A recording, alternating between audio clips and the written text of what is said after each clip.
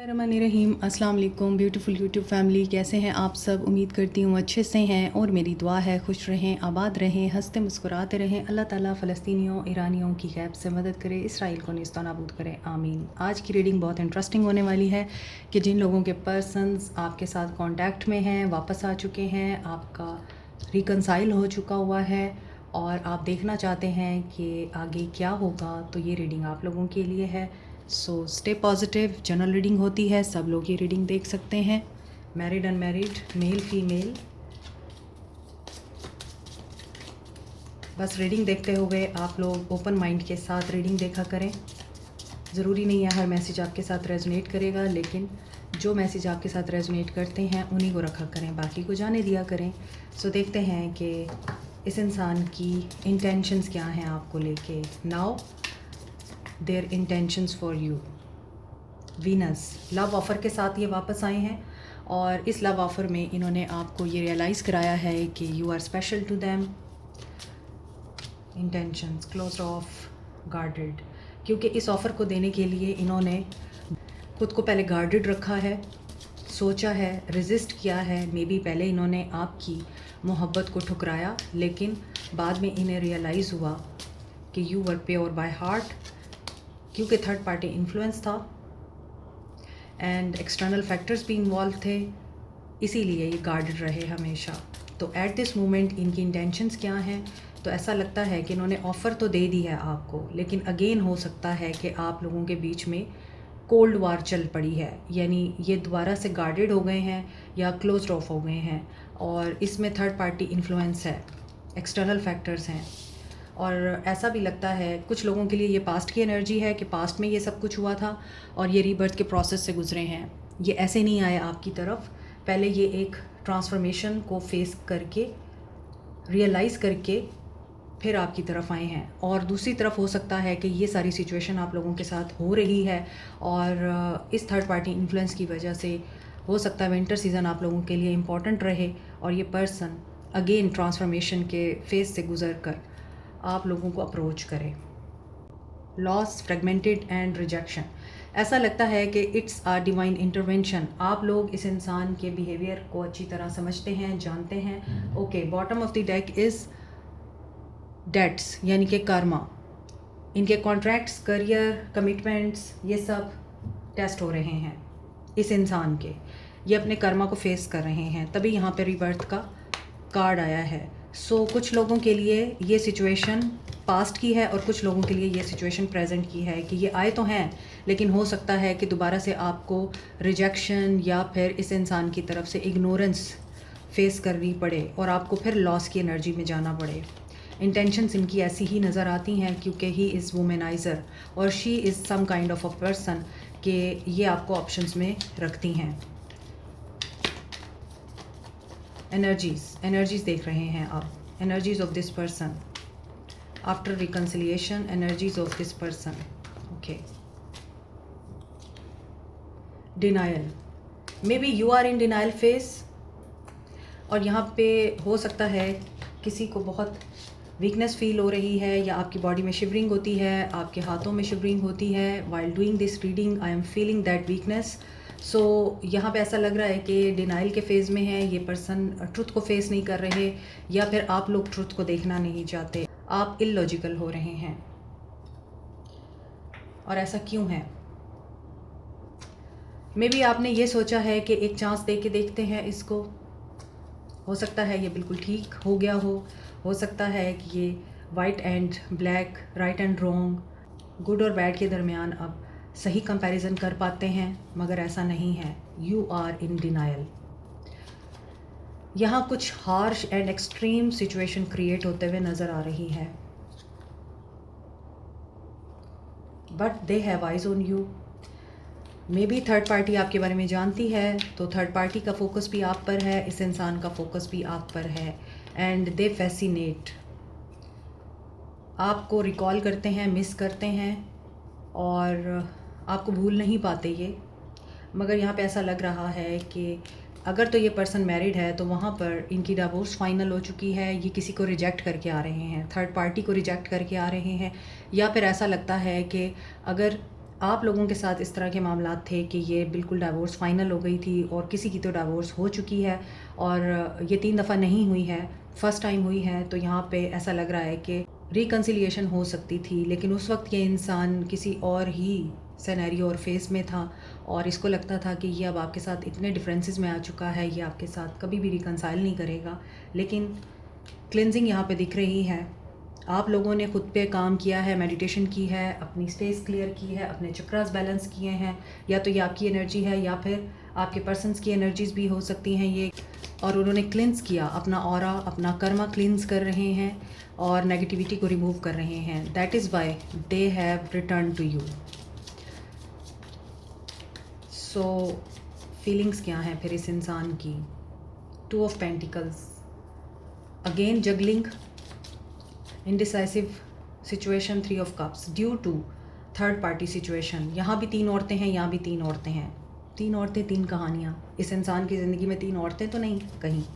और ऐसा भी लग रहा है कि ये उनकी वजह से अक्सर इंडिसाइसिव हो जाते हैं, आपकी तरफ आते हैं, आपसे माफ़ी तलाफ़ी करते हैं, और जब आप इनको अपना लेते हैं फिर ये रनर चेजर गेम स्टार्ट हो जाती है।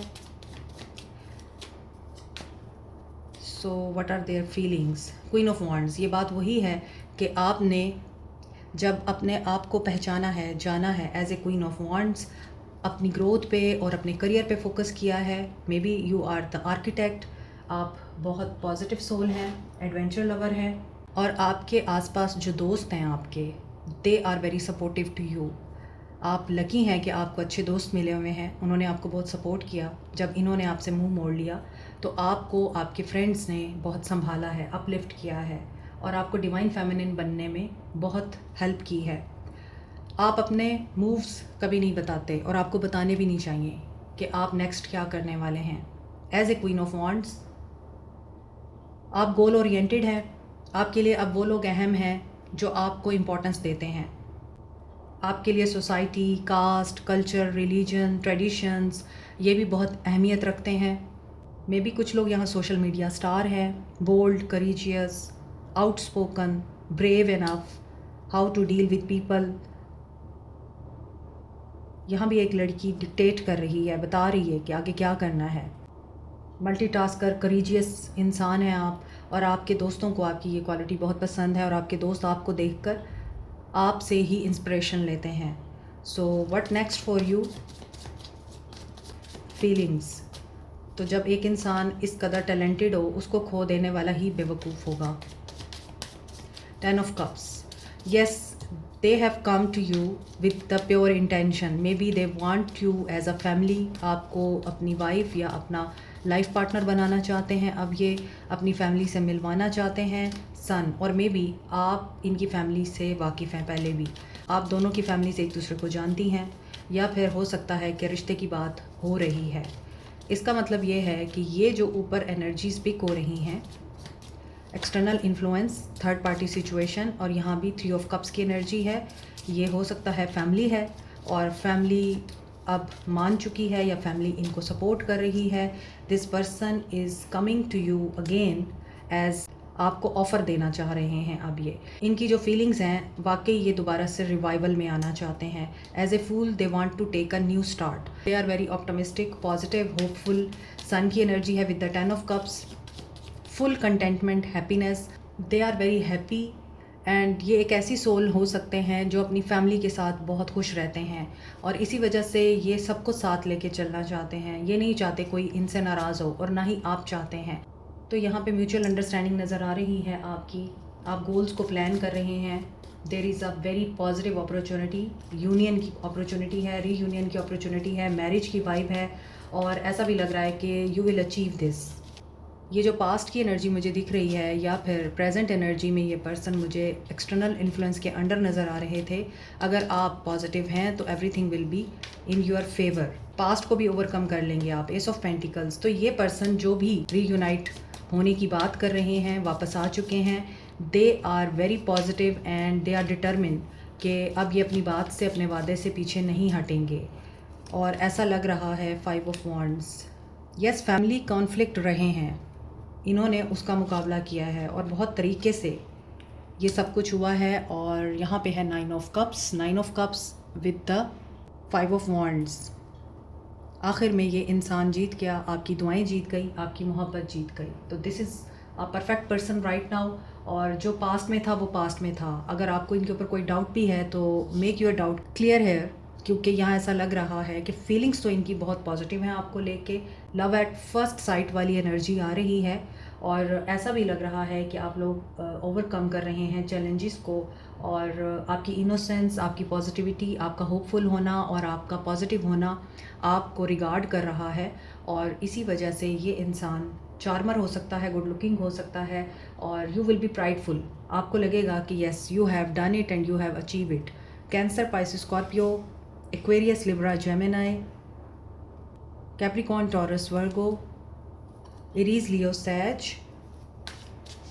सन, Leo energy strong here. Only sun की एनर्जी आ रही है जो कि बड़ी पॉजिटिव है। और सन की एनर्जी में आपको मैं एक चीज़ बता दूं, ये कंप्लीशन की भी एनर्जी है।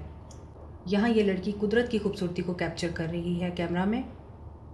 तो आप मेमोरीज क्रिएट करने वाले हैं। मे बी आपको अपना सोल पर्पस भी मिले, क्योंकि सन रिप्रेजेंट आपकी सोल एंड आपका पर्पस। और ये कंप्लीशन के साथ साथ अचीवमेंट को भी बताता है, हैप्पीनेस, फुल जॉय, कंटेंटमेंट, और इसके साथ फूल आ रहा है। तो यस, कोई पर्सन अपनी खुशियों को अचीव करने के लिए और सेलिब्रेट करने के लिए भाग कर उन्हें पकड़ना चाहता है कि वो दोबारा मिस ना हो जाएं। तो फिर हम एक्शन देख लेते हैं। अबंडेंस और दौलत को अट्रैक्ट करने के लिए येलो सिट्रीन, पायराइट और टाइगर आई को इफ़ेक्टिव क्रिस्टल्स माना जाता है। पायराइट एक ऐसा क्रिस्टल है जिसे आप मनी मैग्नेट कहते हैं और स्टोन ऑफ लक कहते हैं, क्योंकि पायराइट आपकी तरफ फाइनेंशियल एंड बिजनेस अपॉर्चुनिटीज़ को अट्रैक्ट करता है, आपकी मेंटल ब्लॉकेजेस को रिमूव करता है, फाइनेंशियल सेटबैक से प्रोटेक्टेड रखता है और कॉन्फिडेंस बिल्डअप करता है। इसी तरह येलो सिट्रीन अच्छी इन्वेस्टमेंट को और गुड लक को अट्रैक्ट करता है, आपके इम्यून सिस्टम को बूस्ट करता है, नेगेटिविटी और एंजाइटी को रिमूव करता है। टाइगर आई आपको बूस्ट करता है, कॉन्फिडेंस देता है और बेहतर फाइनेंशियल डिसीजन लेने में आपकी हेल्प करता है। दौलत को तो अट्रैक्ट करता ही है। Keep it in mind, crystals are nothing.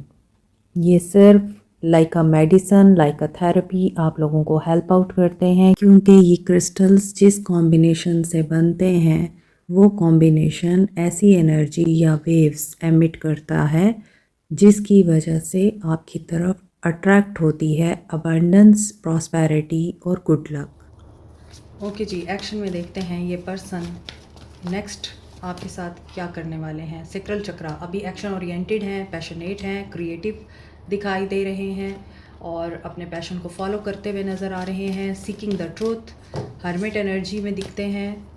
Coming future, जो डिसेप्शंस हैं, डाउट्स हैं जो आपको महसूस होते हैं, वो आपके क्लियर हो सकते हैं।